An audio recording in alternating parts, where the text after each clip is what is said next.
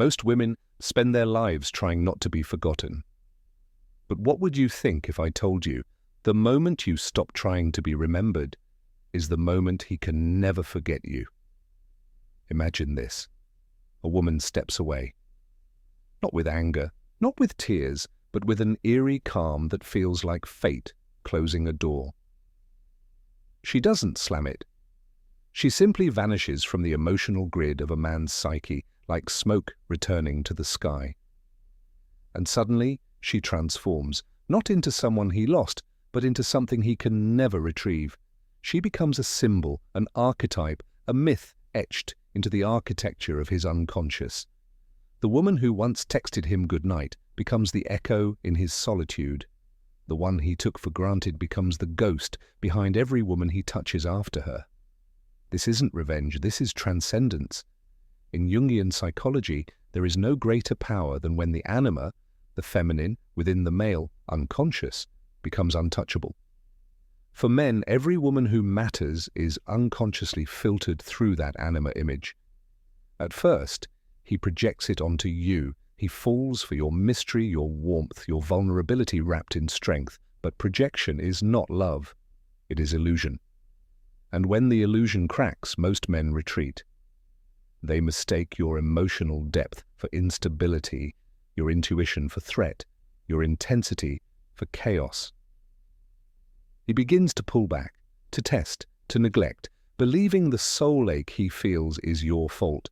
But what he doesn't know is that he is now in the labyrinth of his own psyche, and your departure will be the minotaur he must face. You see, most women walk away thinking, he'll miss me. But the mythic woman doesn't walk away. She disappears. She becomes a story the man cannot rewrite, a chapter without closure. He doesn't miss her in moments. He misses her in patterns. In the silence after sex. In the way a new woman's laugh doesn't quite soothe the same wound. In the reflection he avoids when he sees himself settling for less soul, more safety. Jung once said, "Until you make the unconscious conscious, it will direct your life and you will call it fate.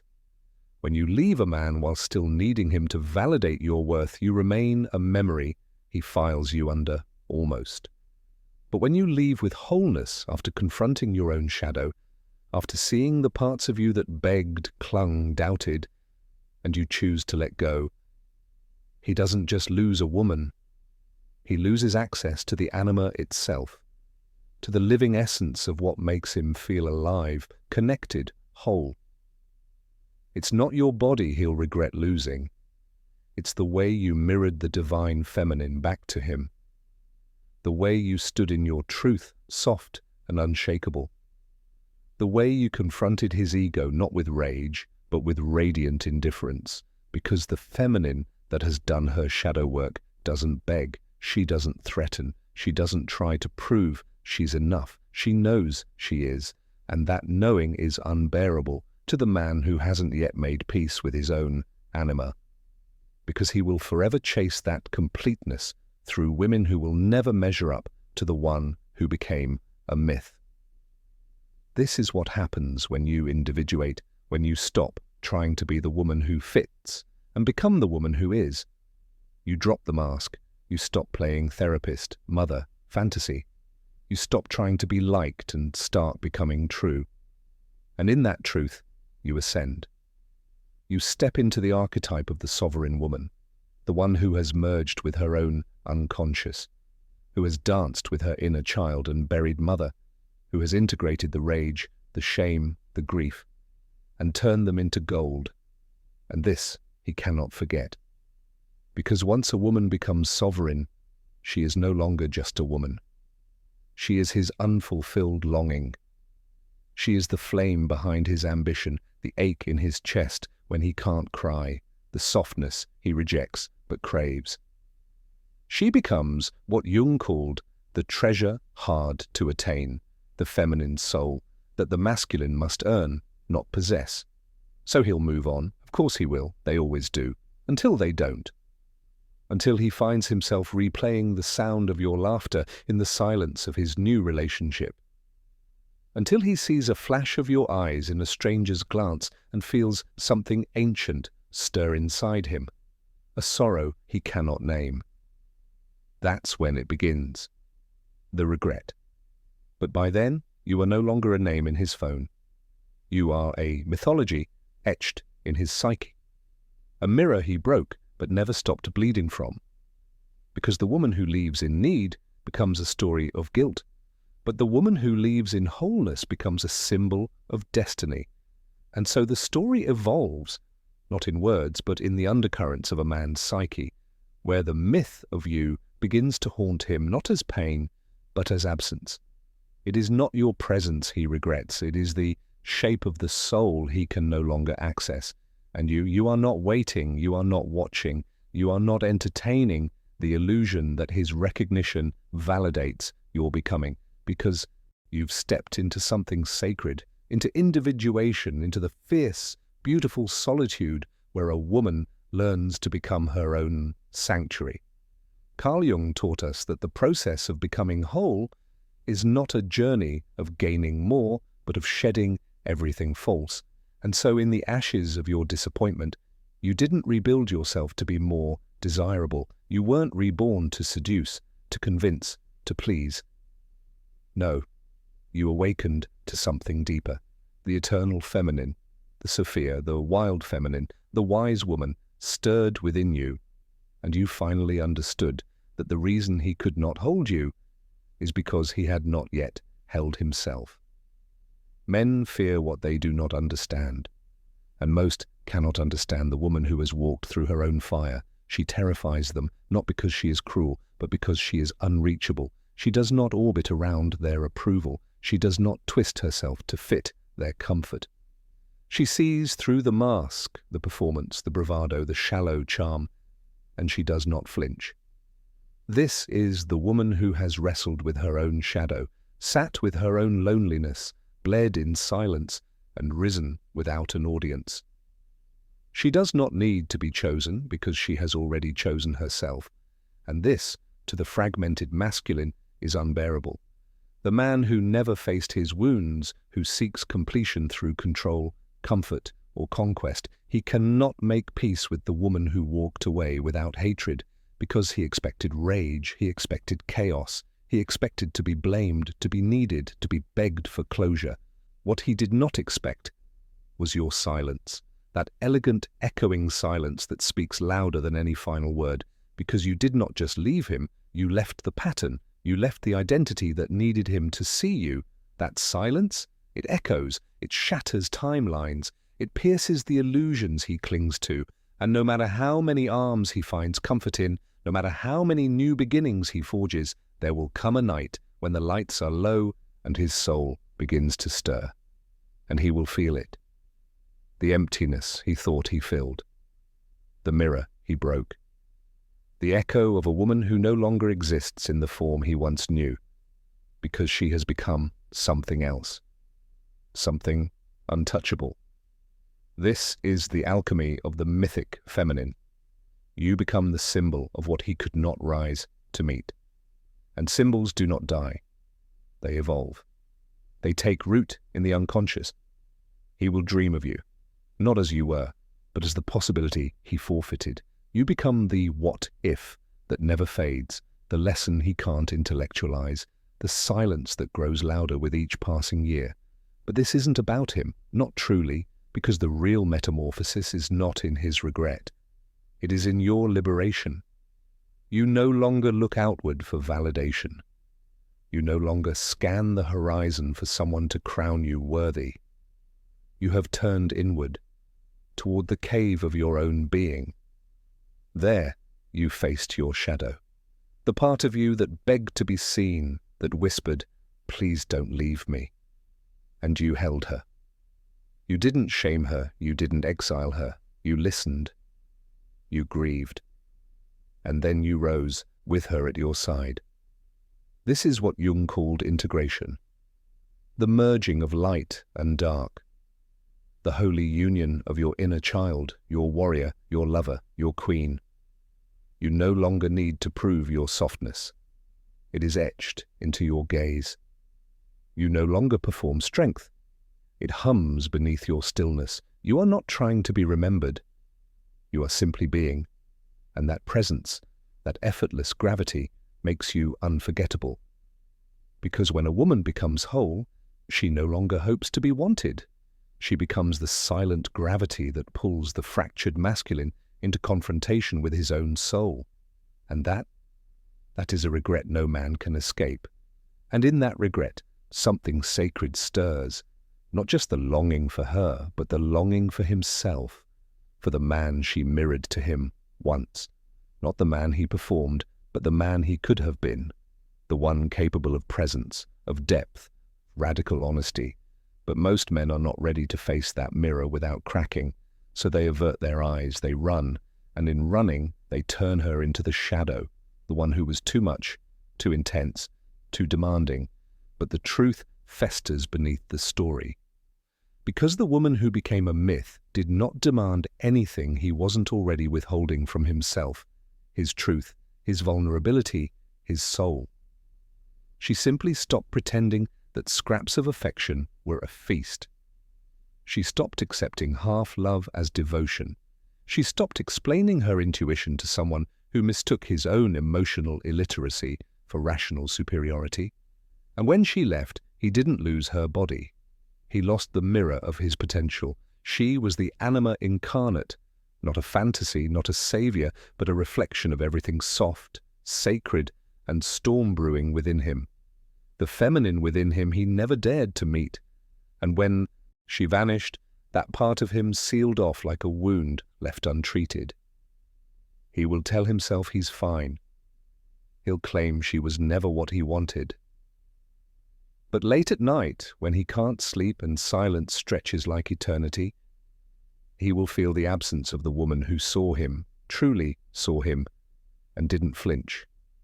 This is what most women don't realize, that to become a myth is not to become idealized and is to become eternal.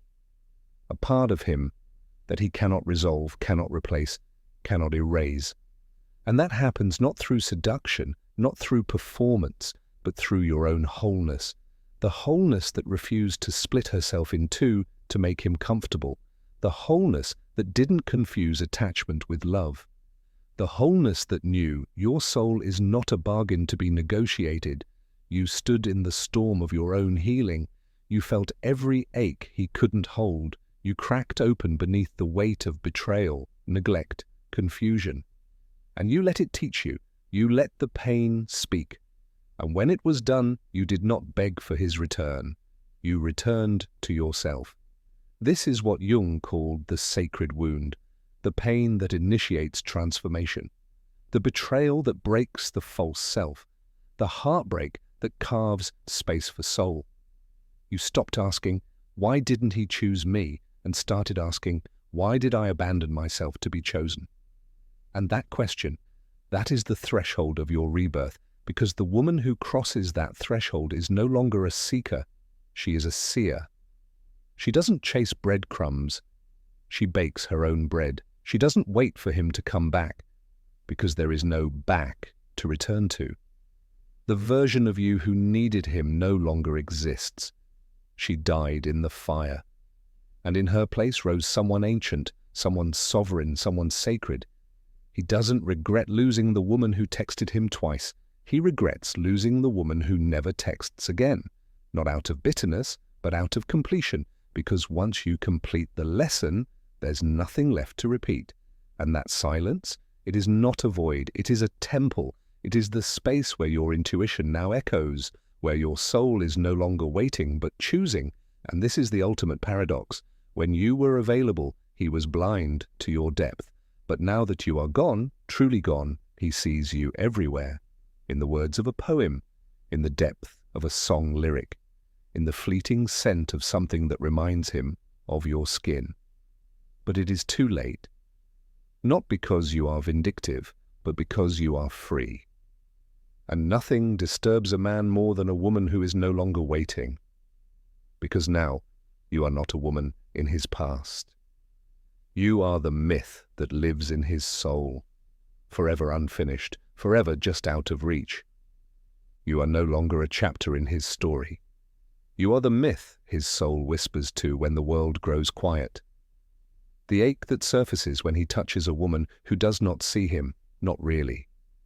The reminder that something sacred slipped through his fingers, not because he wasn't warned, but because he refused to awaken. And awakening is the price of love, not the shallow love of convenience, but the fierce, soul-rending love that demands transformation. You were that love. But most men fear what love requires: annihilation of the false self, confrontation with the shadow, the dismantling of everything performance has built. You didn't leave because he failed. You left because he refused to evolve. He clung to the familiar while you were shedding skin. He stayed where it was safe while you descended into the underworld of your becoming.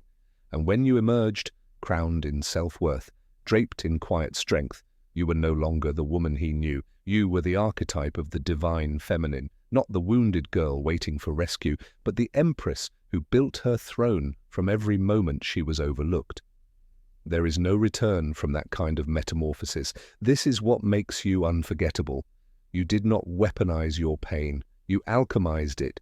You didn't shrink to be loved. You expanded and let love rise to meet you or fall away. And when it fell away, you did not chase. You did not beg. You let it burn. And in the ashes, you found yourself. Not the mask, not the performance, but the soul underneath. That soul is what haunts him now, because he will try to recreate what you gave him. He will seek your tenderness in the arms of the soft, your fire in the fierce, your wisdom in the self-righteous.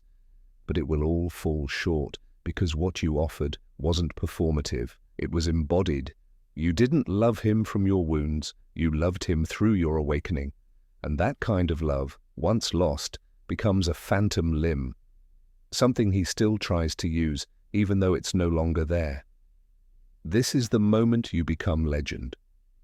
You no longer belong to a memory. You belong to the collective unconscious. You are the woman every new lover will be, measured against, even if he doesn't speak your name, because once a man has glimpsed the real feminine, the one who has loved herself into wholeness, every shallow connection tastes like ash.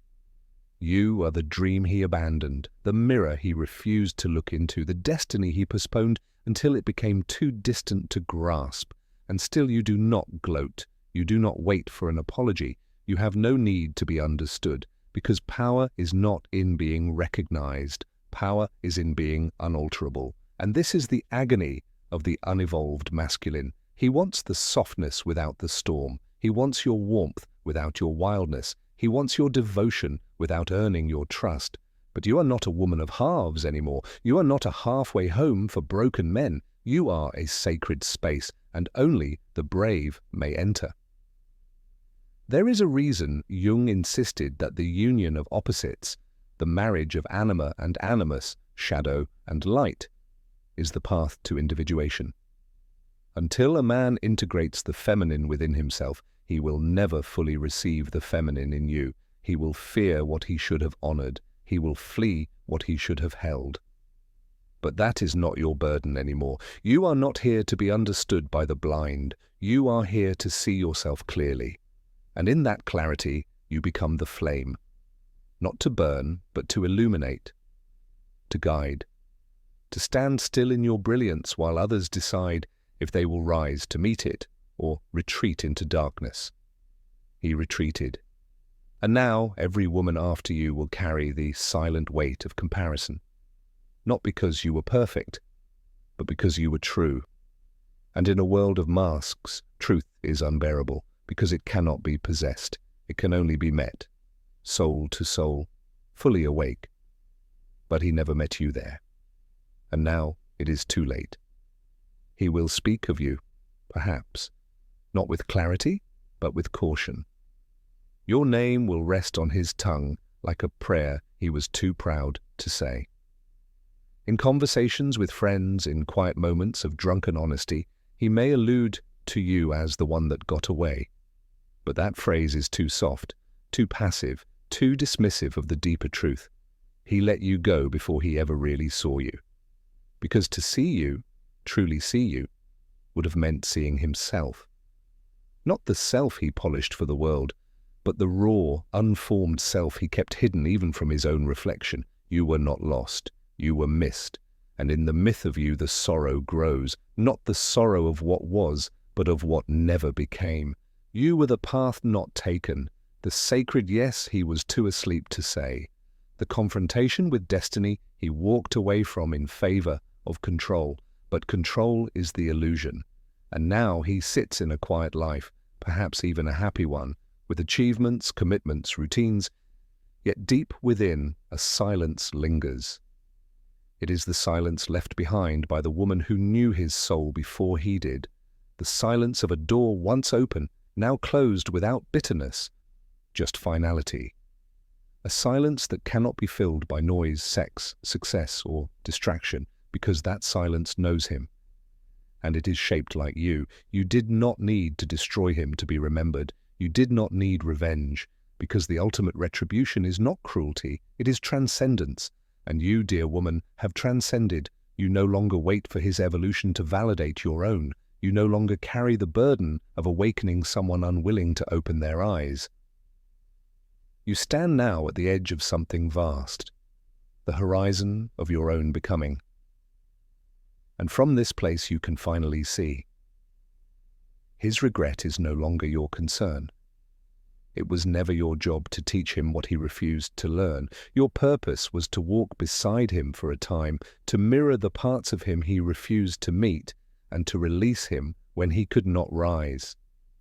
This is the way of the sacred feminine. She does not chase, she does not convince, she does not linger, she blesses and releases, and in her absence she becomes immortal, not in form, but in meaning. He may come back one day, many do, with soft apologies, subtle reaches, the old voice pretending it has changed. But by then you will not be the woman he left. You will be the woman who left herself, who abandoned the role of fixer, of muse, of healer, and stepped into the fierce stillness of her own sovereignty. And what can he offer the woman who no longer needs what he withheld? You see now that his inability to meet you was never a verdict on your worth. It was a mirror of his fear. And your absence did not break him. It awakened the emptiness he had long buried. You were not the wound. You were the invitation to heal. He declined. So now your name does not echo in bitterness. It echoes in reverence, not because he loved you well, but because he couldn't. And that inability will follow him, not like guilt, but like gravity. He will meet other women. He may even love again. But part of him will always be chasing something unnamed. A quality, a presence, a depth he cannot locate. That part will whisper, she had it, but the door is no longer open. You do not hold it closed. You've simply moved on, because you've come to understand something that few ever do. You were not meant to be a chapter in a man's self-delusion. You were meant to be the end of it. And from that place, that radiant stillness beyond proving, beyond pain, you begin again. Not with the desperation to be loved, but with the power to love without losing yourself. You step into connections not to be filled, but to overflow. And should a man come who has done the same, who has faced his shadow, honored his anima, and walked his own fire, you will not flinch. You will not fold. You will know, because now you are no longer becoming the myth. You are the myth.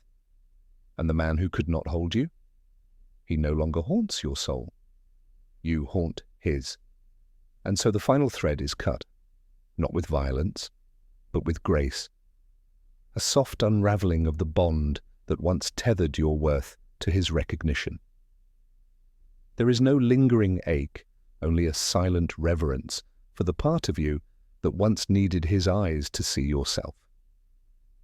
That woman, the girl who longed to be chosen, to be claimed, to be understood, she has been laid to rest with ceremony, not in shame, but in honor, because it was through her heartbreak that you were broken open. And it was through that break that the light entered.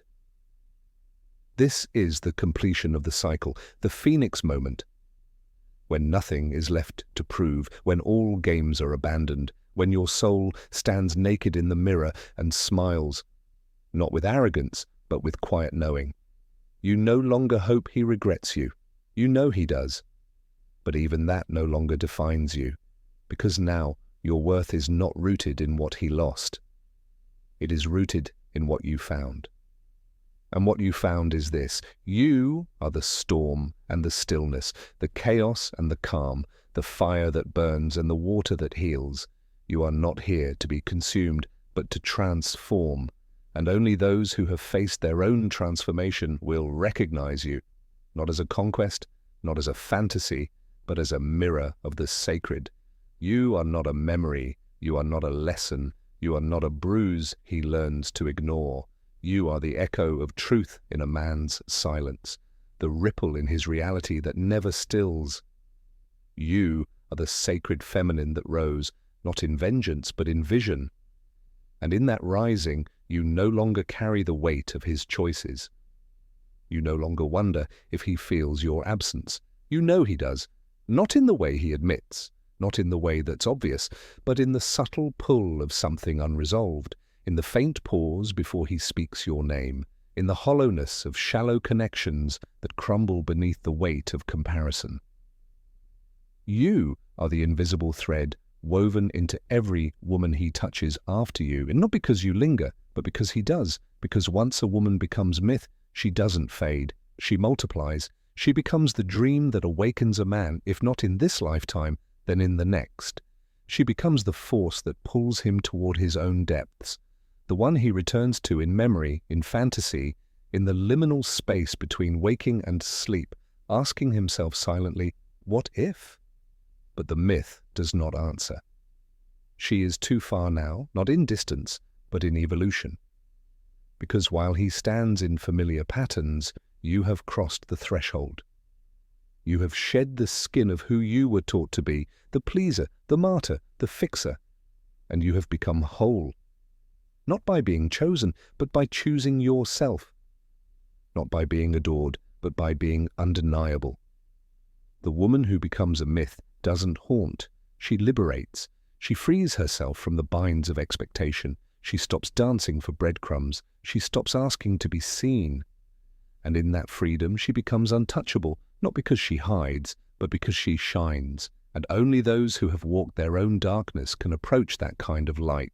So when he remembers you, still, and he will, let it be not with longing, but with reverence.